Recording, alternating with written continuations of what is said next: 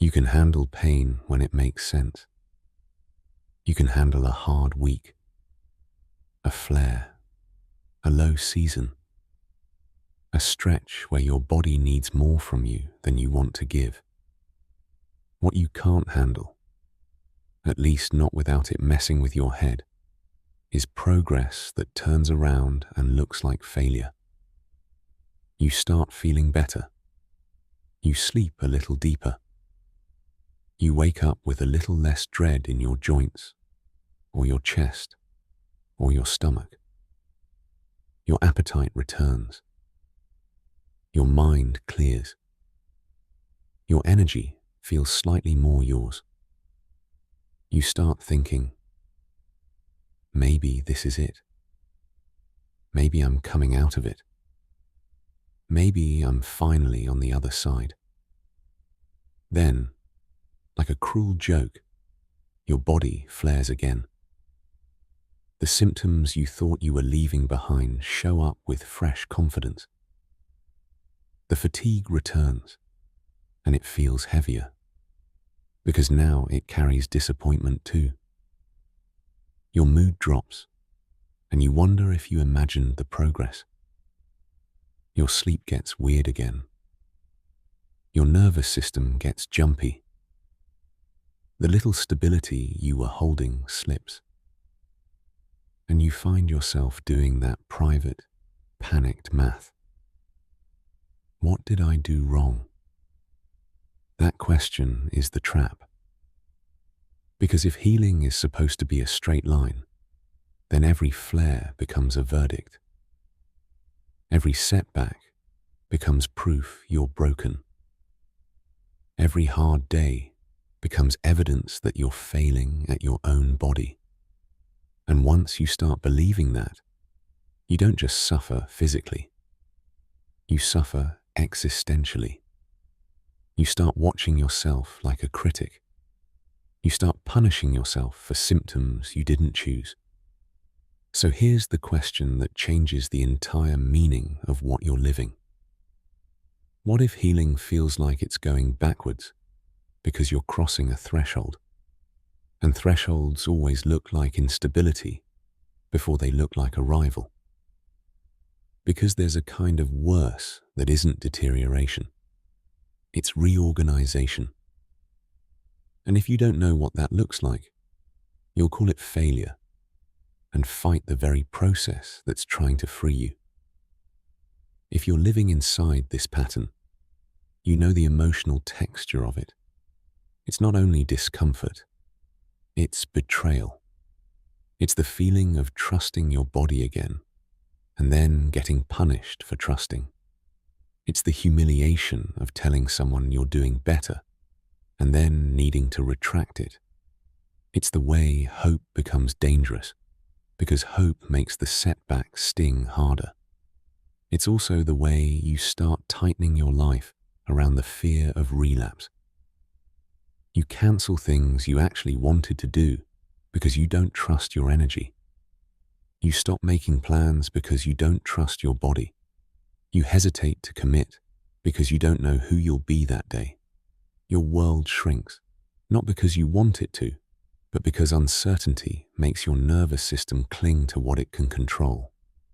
And people around you might mean well, but their language can make it worse. They say things like, just stay positive, or you were doing so good, or maybe you're overthinking it, or have you tried this supplement? As if your body is a simple machine and you simply missed a setting. Even supportive people can accidentally reinforce the lie that if you were doing it right, you wouldn't be here again. So you go back through your week like a detective trying to catch yourself. Did I do too much? Did I eat something wrong? Did I sleep wrong? Did I stress too much? Did I miss a workout? Did I work out too hard? Did I push? Did I rest? Did I rest wrong? And underneath all the analysis is the deeper ache. I don't trust this process. Because if the process is unpredictable, your mind thinks you're unsafe. If you're unsafe, you search for someone to blame. If no one else is to blame, you blame yourself. That's how the spiral becomes personal. But what if the spiral isn't telling you you're failing? What if it's telling you you're in the in-between, and the in-between is where the body does the work nobody can see? There are seasons where the body heals quietly, and there are seasons where the body heals loudly. Loud healing is the kind people misinterpret as relapse, because it doesn't look like steady improvement. It looks like a strange rhythm. Better, then worse, then better again, then a flare that scares you, then a calm that surprises you. It feels like inconsistency, but it may be the most honest sign that your system is actually adapting. This is where temporal or threshold cycles becomes a lens that gives your experience shape. Threshold cycles describe a kind of time that isn't ordinary time. Ordinary time is linear. You do the thing, you get the result, you repeat, and the line moves upward. Threshold time is different. Threshold time is the passage between states. It's the corridor where the old pattern is losing power, but the new pattern hasn't stabilized yet. It's the almost, the not yet, the I can feel it changing, but I can't hold it consistently. In health, threshold time often arrives right when you start improving, because early suffering can be simple. It's painful, but it's straightforward. You feel bad, you want relief, you try things. But when you start getting better, your system enters a more complicated task. It has to learn that safety is real again. It has to rebuild tolerance. It has to renegotiate thresholds. It has to reintroduce energy and movement without triggering the old alarm system. That reintroduction can create flare-ups, not because you're back at the beginning, but because your body is learning what normal feels like after living in abnormal for so long. So the setback isn't always proof that something broke. Sometimes it's proof that something is trying to reset. If you've been treating every flare like a collapse, you've been living in the wrong story. And the wrong story makes you respond in ways that prolong the threshold. You panic, you push, you quit, you numb, you overcorrect, you demand certainty, you punish your body for being human. Threshold cycles offer a different story. They say, instability is not always regression. Sometimes it's the nervous system resorting the files. Sometimes it's the body testing the new level of tolerance. Sometimes it's the immune system recalibrating after chronic stress. Sometimes it's the mind losing its addiction to crisis and calling the quiet danger because it doesn't recognize peace yet. That's why it feels like it's going backwards. Not because you're doomed, because you're crossing. Threshold cycles are ancient in human understanding, because humans have always known that the middle is where you're changed. In mythic structures across cultures, the transformation never happens at the beginning. The beginning is departure. The transformation happens in the corridor, the wilderness, the dark night, the uncertain road, the place where the old life can't fully follow you, but the new life hasn't fully arrived to hold you. Initiation rites carried this same architecture in lived form. A person would be removed from the familiar, placed into liminal space, tested by uncertainty, and then returned with a new role. The liminal stretch was never comfortable, and it was never treated as meaningless. It was treated as the mechanism. Even ancient timing philosophies understood that some time is compressive. Some time presses you. Some time strips illusion. Some time makes you confront what you can't control, so you can learn what you can finally trust.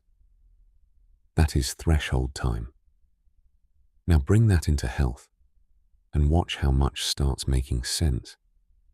You can see threshold cycles in injury recovery. Someone sprains an ankle or rehabs a knee. The first stage is obvious: swelling, pain, limitation. Then there's progress. Then, right when they start walking normally again, the body flares. Pain returns after a longer walk. The joint feels unstable on a bad day. The person panics and thinks they re-injured it. Often, what's happening is the body reintroducing load and testing stability.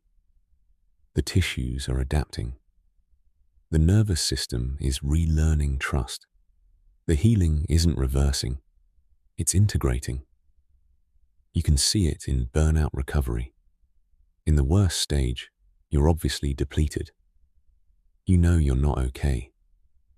Then you start sleeping a bit better. You start getting your mind back. You start feeling like you might return to your old pace. Then you crash again after one busy week, and it feels devastating. But burnout recovery often happens in waves because the nervous system is recalibrating its threshold for demand. The crash isn't always back to square one. Sometimes it's your system saying, I can do more than before, but I still can't do what I used to, and the old pace is not the goal. You can see it in chronic symptom patterns too, where stress and physiology are braided together. Someone begins healing their gut, reducing inflammatory triggers, creating better sleep and rhythm. They feel better. Then they flare after a stressful week or after travel, and they think the protocol stopped working. But often the flare is the body revealing its true sensitivity as it becomes less numb. You're not only healing the symptom, you're healing the threshold. That threshold takes time to stabilize. And it doesn't stabilize in a straight line. You can even see it in the emotional side of healing. People who have lived in chronic tension sometimes experience a strange wave of anxiety when they finally start resting. Their body has been braced for so long that softness feels unsafe. They're not getting worse. They're feeling what was previously suppressed. The system is thawing. Thawing can hurt. This is why you feel what you feel, because your body is not a spreadsheet. It's a living system crossing a corridor. And corridors don't feel like a rival while you're still inside them.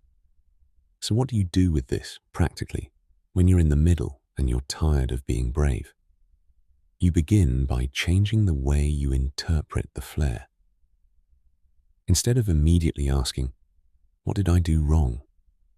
Ask, what did my body just learn? A flare can be a signal that you reached a new edge of tolerance. That edge is not a punishment.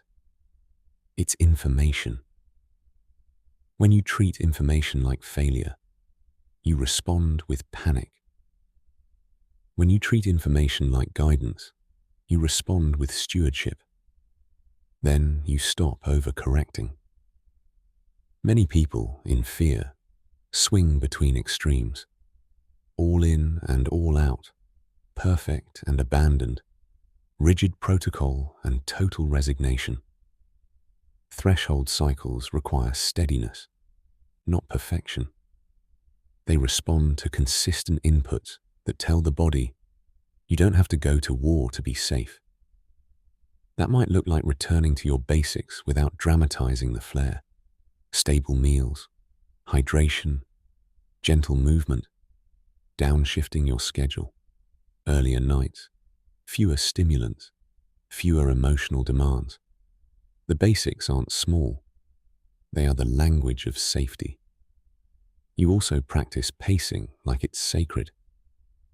Healing thresholds are often missed because people reintroduce life at full volume the moment they feel slightly better.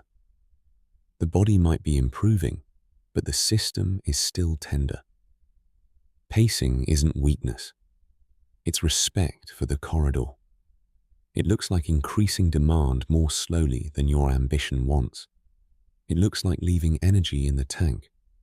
It looks like treating recovery capacity as something you build, not something you command.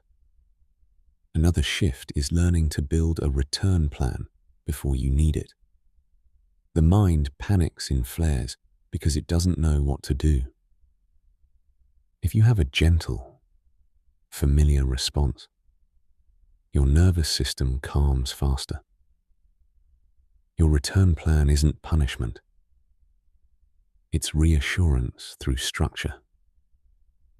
The foods that settle you, the routines that downshift you, the boundaries that protect you, the people who don't drain you, the rest that actually restores you.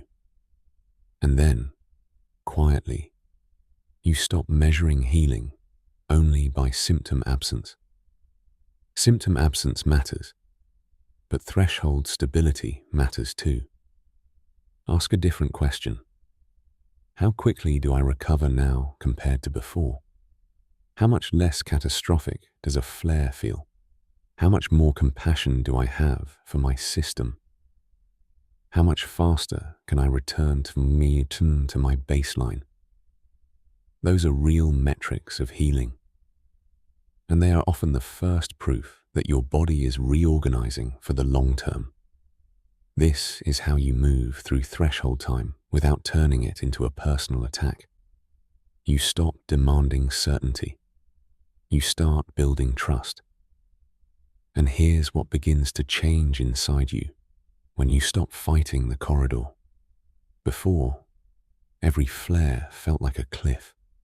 You lived braced, scanning for symptoms, terrified to hope, angry at your body, negotiating with your future. Your nervous system stayed tight because you treated inconsistency as danger. You tried to force healing to behave like a straight line, and the forcing made you feel even more exhausted, even more fragile, even more alone. After, a different internal climate appears. You still have waves, but you stop collapsing into panic inside them. You recognize a flare as a threshold signal, not a verdict.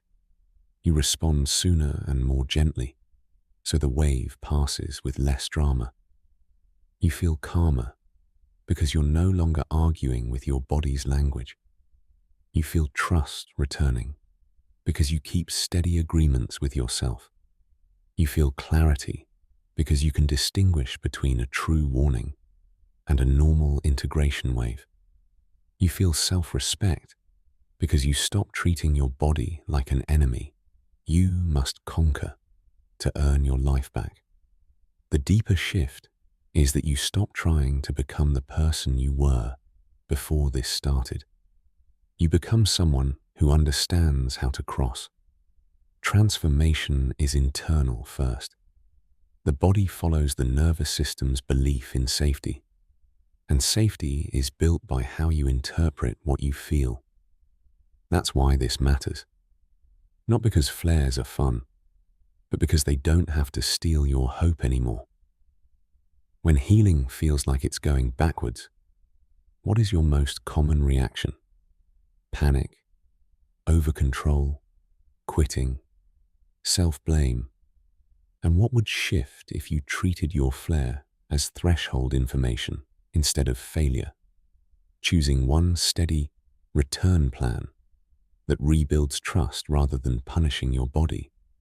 A setback is often the body integrating a new level of safety, and the moment you stop calling the corridor a collapse, you stop abandoning yourself in the exact season you're being rebuilt. If this episode named what you've been living, share in the comments what your threshold signal looks like and what helps you return without spiraling.